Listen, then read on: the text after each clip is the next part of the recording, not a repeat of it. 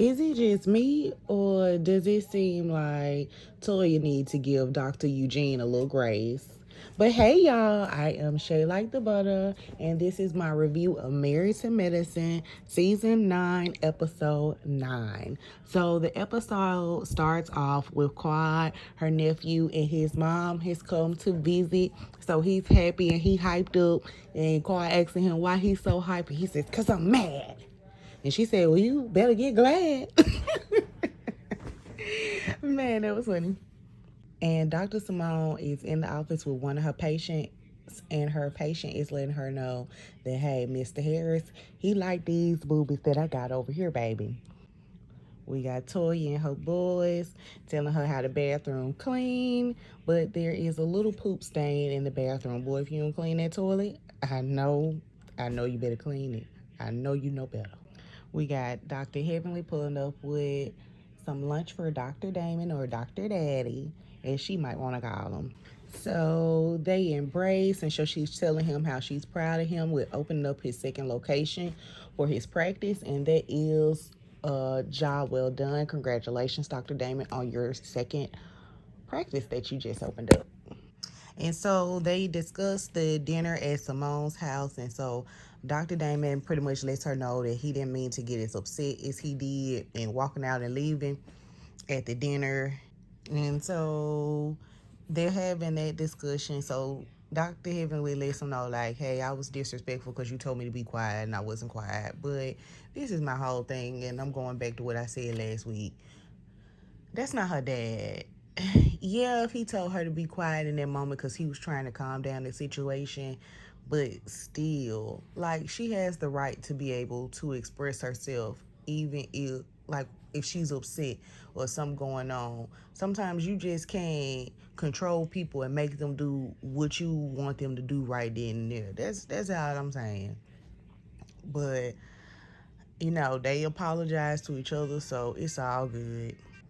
And they also discuss, about her mom being sick. And so she just says, how close her and her mom and her sister are, and how they did everything together, and how, it's really paining her with what's going on with her situation. Still prayers for Dr. Heavenly. I don't know the outcome of what happened with her mom. I haven't looked into it.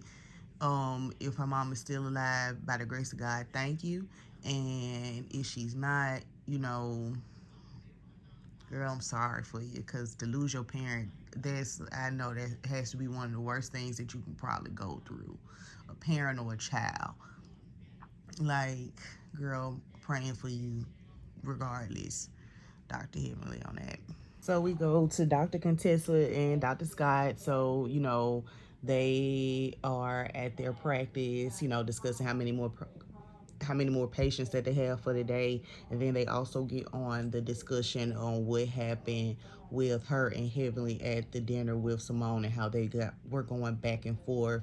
And so she mentions that they argue like sisters. And she does know that Dr. Heavenly has a lot going on, so she has acknowledged the fact that Dr. Heavenly mom is dying, and she feels sorry for her, and she's sending her inspirational quotes and things by the day.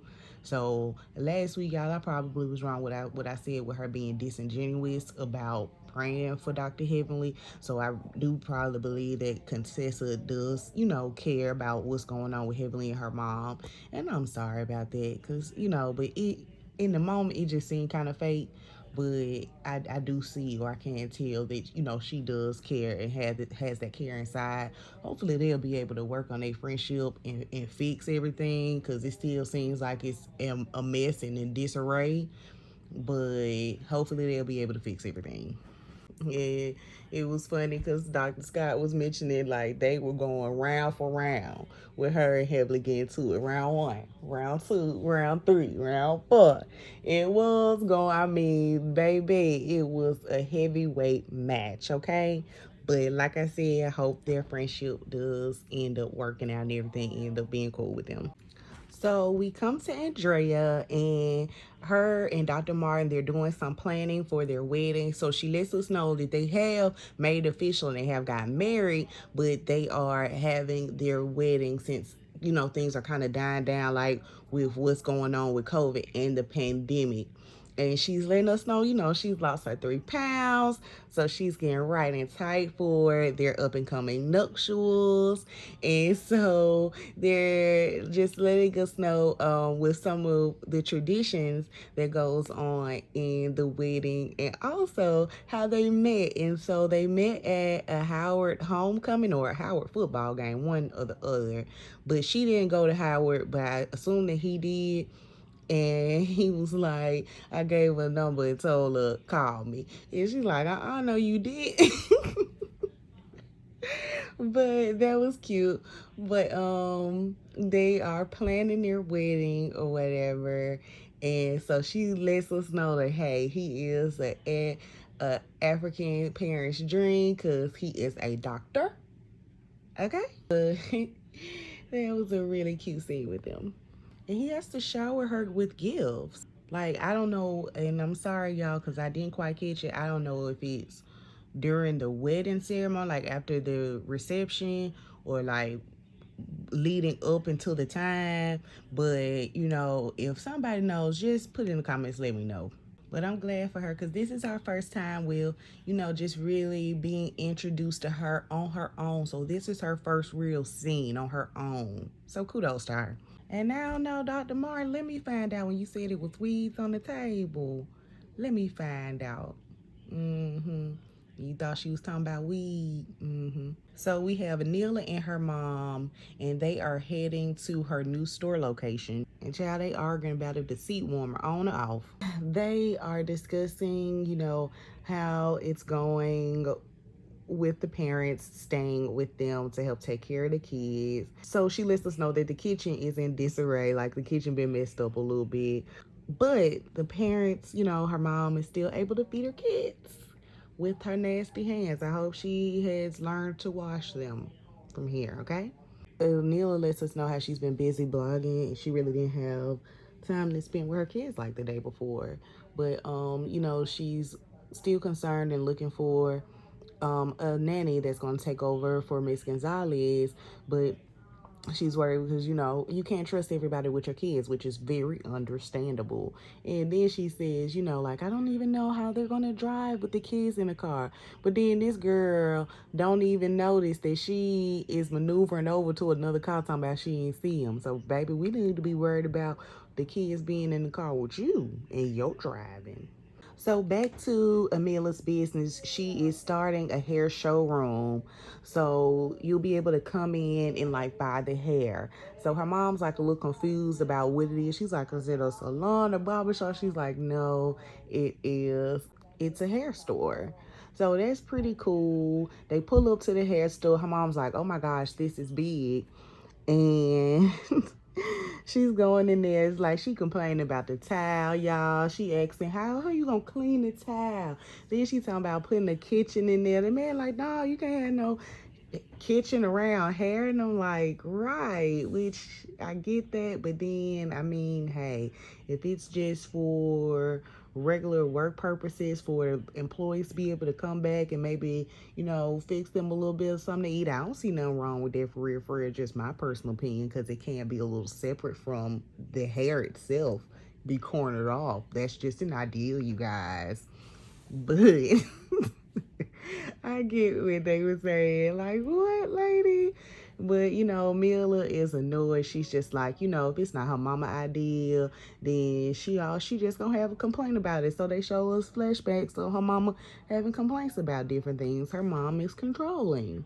But my only thing is, though, I still like the idea of what she's doing, but that place do look a little large, y'all. Y'all just let me know what y'all think. But it do look kind of big for it to be your first store. But, still congratulations to Anila on her new store. So we have Dr. Jackie. She is meeting up with Julia and Brandy, and they are comedians, and also they have a podcast. And Dr. Jackie, she has been a part of their panel before on their podcast. And so, Dr. Jackie, as a lot of the doctors on here, constantly educating us. And so she just lets us know how it's important, because even though you might not be having heterosexual sex, even with, like bumping labias, that, you can still be able to get HPV, things of that nature. So you still need to do your regular checkups, you guys, like with your gynecologist, regardless of anything that you have going on. Okay? Well, I'm going to tell Dr. Jackie on you. So, you guys, we have Dr. Karen. He is setting up everything for his event that he is having for the men of the show. And y'all, let me know. But does Bravo have some kind of contract, or Married Medicine have some kind of contract with the two black female chefs, man? Because, like, I think this is so cool for us to constantly see these women and for them to be able to build their business up from this. This is what's up, you guys. And that food that they be having, it be looking good, okay? But he has everything set up. It was so nice, y'all. Everything was set up so nice. And he had massages, we getting hand massages, back massages, offered the guys Botox. And I'm like, I didn't see that happening, but I do think some of them probably did it once the cameras were gone. They just didn't want to do it when the camera's on. And you know how we be, us people. You know how we be. They ain't want. Some of them got them some Botox, okay? They got an injection somewhere. And then Mark crazy still talking about, oh, I'll put some inside of you, telling Andrea that. Boy, stop. But they had a nice little vibe going on with with their little pampering party that they had for the men. No wives allowed because they can bring on extra stress, as Dr. Karen told Anila, okay? We don't need y'all drama here. We don't need you bringing drama toward us, okay? But yeah, everybody was dressed nice. It was, I think, like the attire was supposed to be dapper wear or dapper attire. So everybody was looking nice and jazzy. So that was pretty cool. My boy Cecil coming through clean like he always do. Dr. Scott, leave Curtis' car alone. And Curtis, just make sure you ain't out there touching other things, since you don't want nobody touching your car and your wife, okay? Yeah. But Dr. Scott says that instead of getting that O shot, the lady should have been coming to get them some Botox and stuff like that done, because they would have had a ball. But you know what? I feel like we could have just had a big party with the O shot and some Botox. Botox O shot party. Everybody going home happy, okay? But Dr. Curie let them know, because Dr. Eugene wanted to know, who had the O shot, because he was coming in smiling, because Toya said he ain't been having to do that much work since she didn't got that O shot in, child. He let her know that you not the sexual dragon that you think you are, okay? But Dr. Curie let them know, hey, I ain't getting no O shot because the mama-in-law was not having it. So Toya meets up with her spiritual advisor, Lady C. And then on the other side, we see Dr. Eugene meeting up with Dr. Damon. So both of them are, letting us know their experiences with the past year, with everything going on. Toya lets us know that they haven't been as close as they've been throughout their marriage the past year, and with everything going on with him and his work and how stressful it is, it's been taking a lot away from their marriage. Then on the other side, we have Dr. Eugene. He letting Dr. Damon know, that he's not as happy as he has previously been, with Dr. Damon being his supervisor when he was first starting off. But like, due to everything that's been going on with COVID and those stresses, and we're dealing with a lot more deaths in the ER because of COVID, and then also like the worries of you catching COVID. We're dealing with patients, like it went to a flashback how he was just saying he was so close in a patient's face and she has COVID, but he's concerned about him catching COVID as well. And so that's been weighing down on him. But my only thing is this: do you guys feel like Toya should be able to show Dr. Eugene a little more grace? I don't know what really goes on their marriage like that, because like none of us are there 24/7. We're only seeing like clips of or moments of what's going on in their marriage from the show, and it's just an hour long and a couple of episodes every season. But from what I've seen of Dr. Eugene, he seems like he is a pretty good husband, an attentive husband. He works a lot, but then he works a lot. His wife isn't working. So, I mean, he has to be able to take on that slack and then, everything else that they have going on with the type of lifestyle that they live. But I feel like Toya should show this man, give him a little more grace. And she was saying that she feel like she should do that, but then on the other end, she should be able to get that as well. But maybe he's not giving that to her. I don't know. But like I said in my last review, I'm kind of thinking that this is a startup like we see on other shows for a recipe for divorce. Okay? I don't know, but that's just what I'm thinking. Maybe I'm wrong, but that's what I'm thinking. But then we go on to Anila and her mom. So she coming downstairs. The kitchen is messy. Food containers open. The food that she had for the children for breakfast still on the counter. So she's like irritated, but she's like letting us know that with her parents staying there, that it's been more stressful than it probably has been with it helping her, which we probably already saw that coming anyway. But to me, I feel like Mrs. Gonzalez left because she was doing too much work. She was doing work that was beyond her job description. Because to me, a nanny is to take care of the kids. Now, when you talking about cleaning up and doing all that other stuff, that's a maid's job. If you want a nanny and a maid, hire both of them. But don't have me don't hire me to take care of your kids and then I'm taking care of your kids and I'm taking care of your whole household as well, because that's not in my job description.